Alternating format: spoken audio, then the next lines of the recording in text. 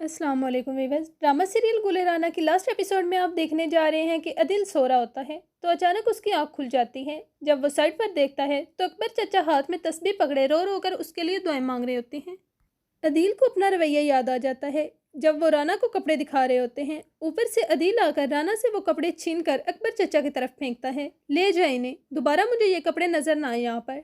अपने रवैये पर उसे बहुत अफसोस होता है कि मैंने तो कभी उनसे सीधे मुंह बात तक नहीं की और ये कैसे मेरे लिए दुआएं मांग रहे हैं। वो चचा से अपने रवैये की माजरत करेगा।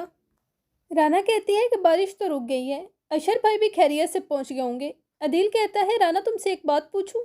पूछे। अशर की शादी में उसकी रजामंदी शामिल थी। राना कहती है कि अशर भाई और सायरा आपी बहुत खुश हैं इस रिश्ते से। अदील कहता है कि एक और बात पूछूं। हाँ पूछें।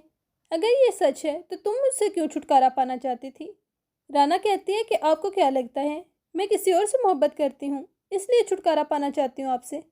It's okay. आप जैसे बंदे से यही उम्मीद रख सकती हूँ। मैं अशर भाई की शादी पर जाऊंगी और दोबारा कभी वापस नहीं आऊंगी। वो सब करूंगी जो मेरी ख्वाहिशात हैं। मुझे रोकने की कोशिश नहीं करेंगे आप। मैं अपनी माँ और अपनी बहन का सहारा बनना चाहती हूँ।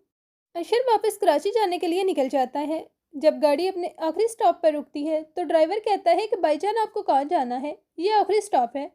लेकिन अशर उसकी बात का कोई जवाब नहीं देता, वो बेहोश हो चुका होगा। कुछ दिन मजीद गुजरने के बाद अदिल चलने फिरने के काबिल हो जाता है तो राना से कहता है कि तुम मेरे काम ना किया करो।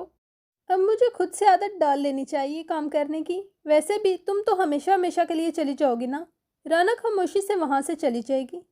राना अदिल को घर से बाहर ले जाएगी। बहुत सारा घूमे फिरेंगे। अदिल दूर पहाड़ों को देख रहा होगा तो राना आकर अदिल का बाजू पकड़ लेगी, लेकिन अदिल के देखने पर फौरन इसका बाजू छोड़कर पीछे हो जाती है। अदील राना के मुंह पर पानी फेंकता है तो राना बजाय गुस्सा करने के मुस्कुरा देगी। गर्ज ये कि वो सारा दिन खूब इंजॉय करेंगे और रात के घर वापस लौटेंगे। राना हमना को बताती है कि अदिल सेहतमंद हो रहे हैं, ऑफिस भी जाने लगे हैं। हमना इसरार करती है कि मेरी बात करवाओ। हमना वो इस वक्त घर पर नहीं है, हम कोई और बात कर सकते हैं। हमना कहती है कि शादी पर आओगी ना, बहुत मिस कर रही हूँ मैं तुम्हें। आ जाओ, बहुत रौनक लगाएंगे हम लोग। अदील राना के पीछे खड़ा होता है। राना पूछती है कोई काम था आपको मुझसे। अदील कहता है कि नहीं, मैं अपने काम खुद से कर लेता हूँ, या फिर चचा या बीबी से कह देता हूँ। राना उसकी बात पर हैरान होती है कि पहले तो हज़ारों दफ़ा कहने से भी बात नहीं मानता था और अब एक दफ़ा कहने से ही मान गया। मुनीरा बेगम अशर से कहती हैं कि राना कैसी थी, उसने अपना फैसला बदला कि नहीं।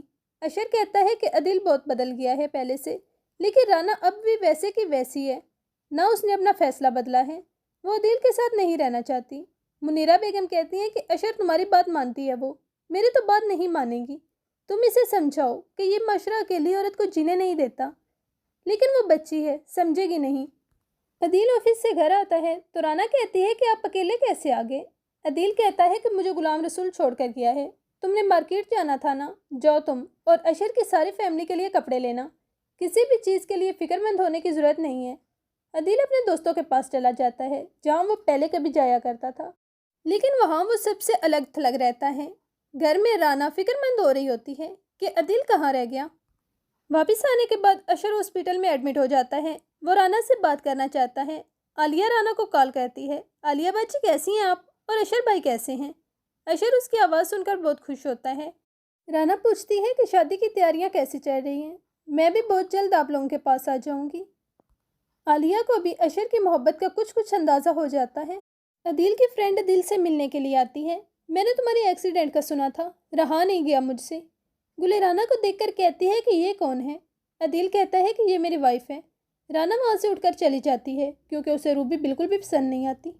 उसके जाने के बाद राना कहती है कि इतनी मोहब्बत का दिखावा क्यों कर रहे थे अपनी फ्रेंड के सामने। अदील कहता है कि ड्रामा या दिखावा नहीं है। राना कहती है तो और क्या है, मोहब्बत जो आपने कभी मुझसे की ही नहीं, सिर्फ अपनी ख्वाहिशात को पूरा किया है आपने। अदील कहते हैं कि हाँ ऐसा ही था मैं, लेकिन तुम्हारी मोहब्बत तो मुझे बदलने की ताकत रखती है ना। तुम बदल लो, मुझे सीधे रास्ते पर ले आओ।